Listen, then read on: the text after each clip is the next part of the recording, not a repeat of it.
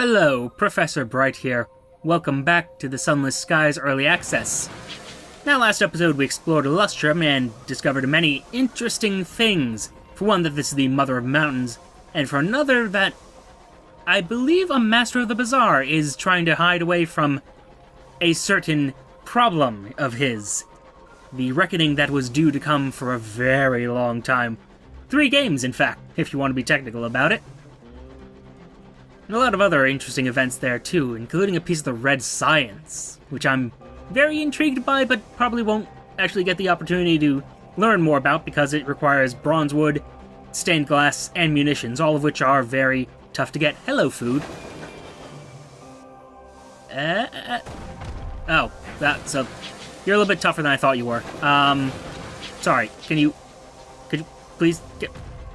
There we go. Didn't even need that little shotgun blast. I really just want supplies, sorry. You know. Yes, we've done this before. Bunch of people breaking... That's actually a fair question.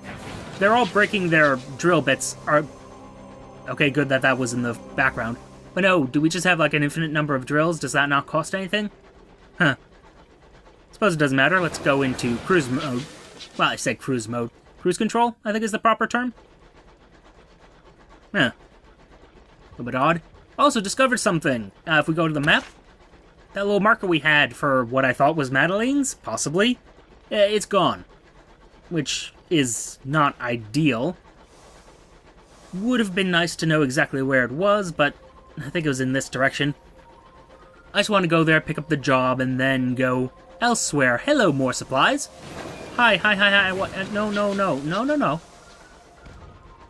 Oh. Oh, nope, you're still there. I just assume that they despawned because that one goddamn train that could have saved our last captain. You know what? Not a big deal. It's okay. It's okay. Not mad.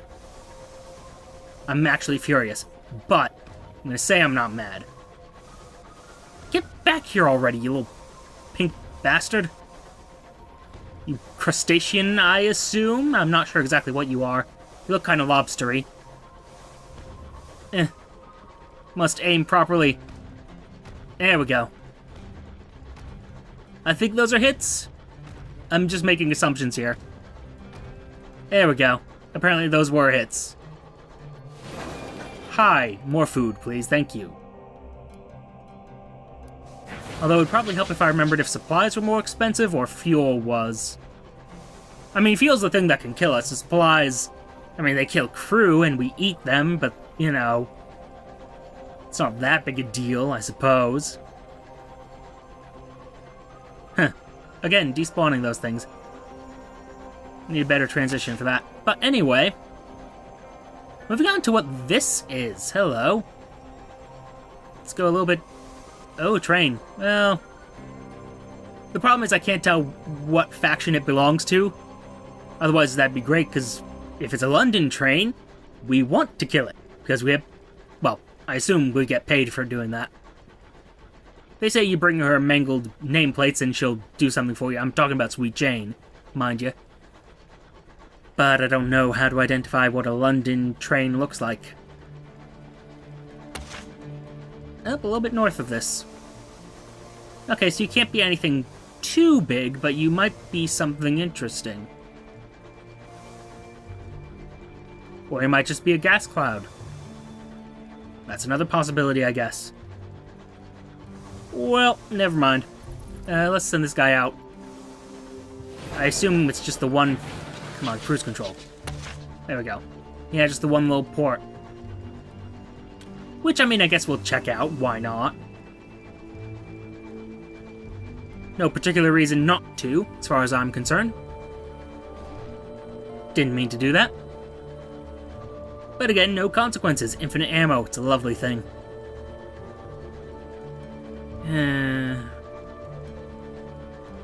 See, I'm not used to being all paranoid about my fuel and supply situation. This is... It's not new, per se, but it is unfamiliar.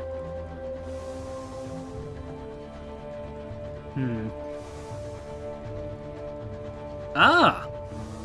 You are not Madeline's, you are the, flower port. The petal port, Titania. There we are. Yes, gorgeous, isn't it? I'm about to crash into it. Let's not do that. Let's not and say we did. Okay. Yeah, little bits and pieces of experience. Alright, come on, get in there. Yeah, there we go. An argument between artists. Titania whispered throughout the Reach to be a perfumed paradise for artists. Perhaps it could be, but currently it's little more than a few houses built around a plaza. And if they're able to agree on a unified aesthetic, which, if the shouts from Valentine's Square are anything to go by, is unlikely. The debaters stand before the rhapsodic mare, desperate to convince her to decide the question in their favor. She only listens, her dreamy smile widening with each line of argument. Approach the mare, the debaters fall silent as the rhapsodic mare raises her hand and waves you over. The mare shakes your hand, then so does the pharaonic enthusiast, a precious pleasure, the formidable Locomotives, charmed, I'm sure, and the efflorescent dandy. Welcome, Petal. The mare clasps her hand and looks heavenward. I'm troubled, beset by visions while sleeping and waking, of how our little port may look. Their beauty captivates me, paralyzes me, stuns me. They're all so wonderful I simply cannot choose between them. She sighs and turns her eyes to you. But you're neutral. Won't you help us? I will. I'm going to stick with my vegetable aesthetic, though, because I never got to see the actual consequence of doing so. What greater aesthetician is there than nature herself, she who drafted the architecture of flowers and painted the petals in all their vividness? The dandy and the rhapsodic mare clap their hands in delight. The others slink away, defeated. After the dandy excuses himself to gather his botanical-inspired blueprints, the mare winks. If I'd decided on one, I'd have risked this one of the other two. Our perfumed parliament has trouble getting along. Thank you. Yes, the petal port, Titania, Valentine Square, is the center of the commune's loosely organized public life, I'd say so. Here the mayor keeps her office. Its walls hung with artists' impressions of plans to develop the port. Let's sit with her on a bench. The rhapsodic mare invites you to sit with her on a bench. Have you ever seen anywhere so beautiful? She asks, inhaling the perfumed air. We'll fill our home with flowers, in our hair, in our windows, climbing our homes. But if we're to truly be a haven for the arts, we must embark on greater projects. Unfortunately, we're limited on space and working with no budget to speak of. We rely entirely on donations. Would you mind taking a look at our plans? I'll hear her out. Sounds like an interesting proposition. She pecks your cheek and leads you to her small office at the end of the square, a building as makeshift as any on the frontier. But its sins have been covered with a fresh white coat of paint and a carved filigree enhanced by delicate colors. Yes, there are quite a few things to do here. The walls are lined with blueprints submitted by the mayor's perfumed parliament. You've met our aestheticians, but these come from our architects. We've submissions from every artistic school. The rhapsodic mayor proudly notes. The celestials, the nocturnals, the sovereigns. Nothing would delight my heart more than to build them all. But we've not the foundations laid to support every project, nor, frankly, the money. And if I'm to assign public funds to one, the others will throw a fit, and the next thing you know, it'll be civil war. But that's where you come in. If you provide external funding to a project, I may authorize it and see that it's built in peace. 'Cause, yeah, that's how planning a city works out. Anyway, write our report. Titanian air is heavy with pollen, but sweet to the smell, a far cry from Albion's smoke-strangled capital. I should actually really... Well, I mean... The issue I'm having... If we go to, I think it's Petalfall, which is the final place to go, tour it quickly. The Nocturnals want to build a light opera house, which, no. Cathedral for the Empress, no. And the Celestials want to build an observatory, so I kind of want them to be the main faction here. But on the other hand, I don't know. Libraries are kind of like my kind of thing. And then again, I never got to see any of this, so you know what? Let's go to the library. We'll have our laborers prepare the ground and task our merchants to begin sourcing histories to fill the shelves. Thank you. Probably should have actually, read the details there, but be that as it may. Question. Could you fund the destruction of a building? There's only so much room in Titania. Something may have to come down to build something new. In order for something to rise, something must fall. Perhaps not. I mean, it's also impossible because they don't have anything. Impossible, rather. Can you change the aesthetic? It's not even a word. Aesthetic. Okay, 30... You need 25 to change it. Should be the image of the floating world. The floating world? Not aware of that. Oh well. Anyway, moving along. Actually, I do have some money. Yeah, extra fuel is usually a good investment. For reasons. Oh! Like a pull-down menu. Huh. Stained glass is 90. Well, that's gonna take a while. That's not happening anytime soon. Let's see what else is out there. Maybe to the west this time. I guess there's other options here, but we'll worry about that in due time. So that's petal end right there. I wonder if this all changes based on what you actually choose. Because that'd be cool. To actually see the Library of Yore and the observatory and all the other things. Don't know what other well, I should say that. Don't remember what the other options were. Also don't really care because, I mean, library. Libraries are great. And so are observatories. And possibly those other things as well, but yeah, we're not worrying about it right now. And I wonder how the aesthetic affects them. Or will affect them. If it does not yet. Titania has the potential to be interesting. Sort of like Pigmode Isle, actually, now I'm thinking about it. And this far away, let's see what our bat finds. Anything interesting for me? Nope. Okay, that's fine. Suppose I really should bring the old lady back to her little port in the northeast. A port that I'm terribly sorry. What was the name? Port Prosper, I think it was. Yes. Not Port Avon. That's an entirely different place, and we've already been there, so it's not a big deal. I really need to break that habit. The problem is I'm used to Sunless Sea and being able to spam the bat if I wanted to, but here I can't because I actually need to, care about supplies. Oh well. I will adjust in time, eventually. Or we'll die out here, one or the other. Let's see here. Maybe go a little bit... Well, actually... It's possible I should have gone south here. But, well. Won't worry about that right now. Keep going, don't stop. I didn't give you permission to stop. I'm also curious about that and how it doesn't have anything in there yet. Well, that's a matter for the future. It's the future's problem, not ours. Hello, other asteroid. Or island. Not sure what they're calling them.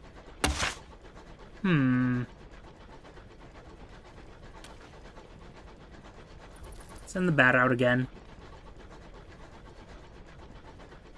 Oh? We had a sudden change into something interesting. Huh.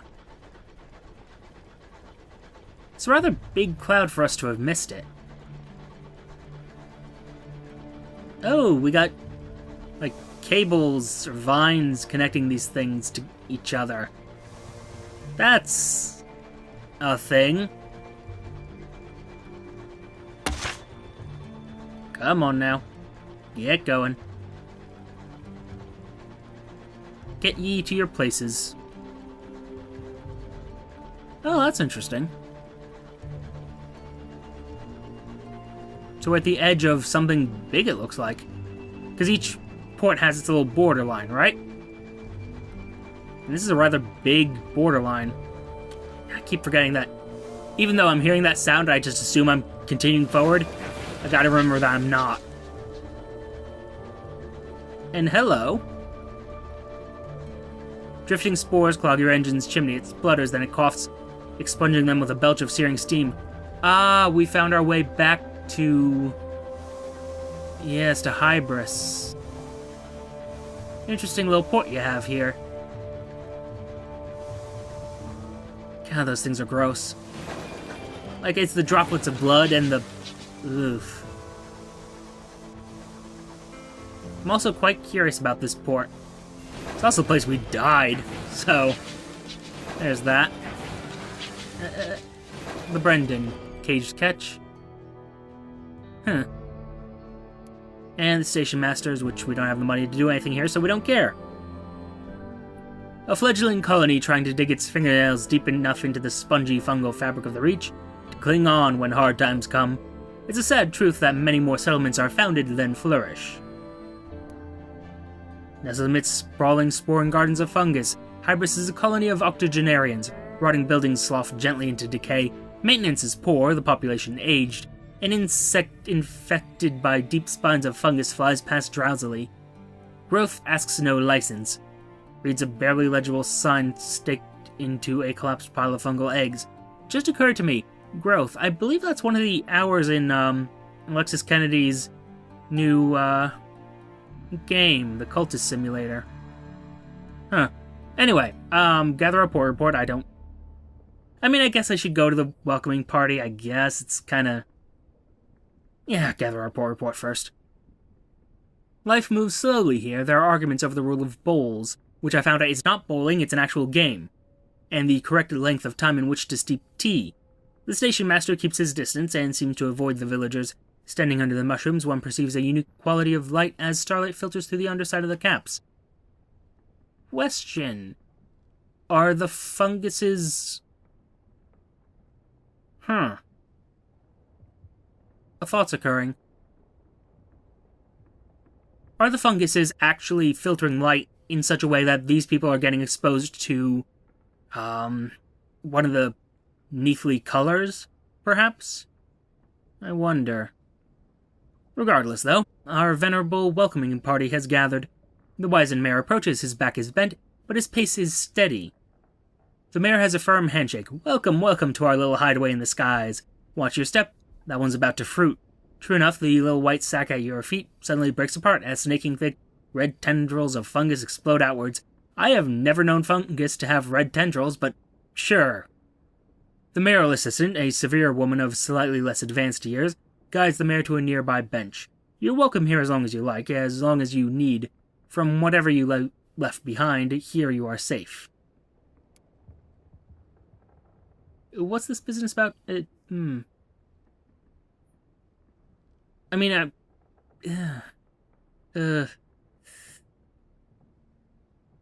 Tell you what we do. Wander the wilds of Hybris. Swamp and marsh, fungus and frond.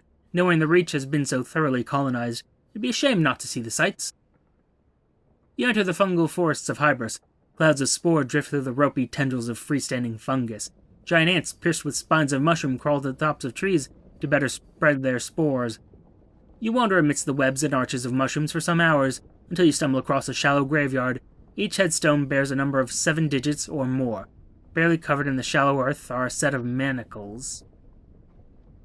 They killed a bunch of prisoners and buried them here. Okay. Interesting. Nope, just repeats. Okay.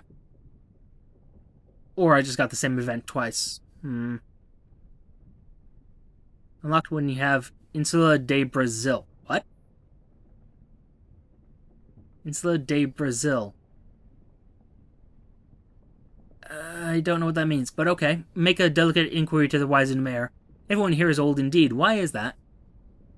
The wizened mayor chuckles heartily when you wonder if perhaps there's a lower age limit on settling in Hybris. Oh no, we'd welcome youth, but we don't get many settlers coming out this way. We're happily secluded, far from prying eyes here. He smiles as across the march, his mayoral assistant trounces another unfortunate at bowls. We're rather enjoying a second youth here. Our best years were spent by others. The wizened mayor glances toward the town hall, where preparations are being made for a marvelous show. We have plans to hopefully change that, though. See, you say that, but what does that mean, though? It's a slow day. There isn't much going on in Hybris today. People retire early here and exhaust themselves frequently. Fair Nance waves as she lights candles outside the Brendan. Infected fireflies dance around the long match in her hands. The wizened mayor calls to you from the balcony of his house, a little nightcap on his head. He's going to bed. He rather overdid it at bowls earlier, you see. Wait, are they all infected by fungus? Is that what their deal is? Well, explore the settlement, I suppose, just to have it done. Hybris is barely more than a handful of buildings, clustered over and amongst vast forests of fungus, yet life goes on in here. Life moves at a slow pace on Hybris. Several colonists tend the allotments, while others sit outside the Brendan, arguing over an old newspaper they pass between them. Periodically, Fair Nance comes outside to provide tea and fungal crackers. A carpenter struggles with the fretwork on the new town hall. The carvings are of factories and faceless factory workers. I can't remember the faces, he says sadly. Ah, old factory workers from work worlds, presumably. Yep, same thing. Let's take tea at the Brendan, the only lodging house in Hybris, and the only building with more than one story. The smell of stewed tea permeates the dilapidated boards. The proprietor, Fair Nance, keeps a clean and ordered house. She bakes her tea cakes to perfection, iced to resemble the bleeding tooth fungus that's colonized the south wall of the Brendan. It's been here longer than us, she laughs as she pours another round of tea. It's vital as anything. No sense throwing out that as it's still in its prime. The tea is sour, the milk's gone off.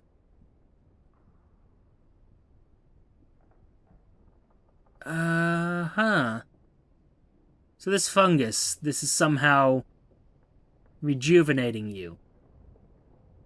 Interesting. I assume we will find out more on future visits. You can't see it, but I'm kind of glaring at this place, because it's a little suspicious with everybody saying how they're enjoying a second youth.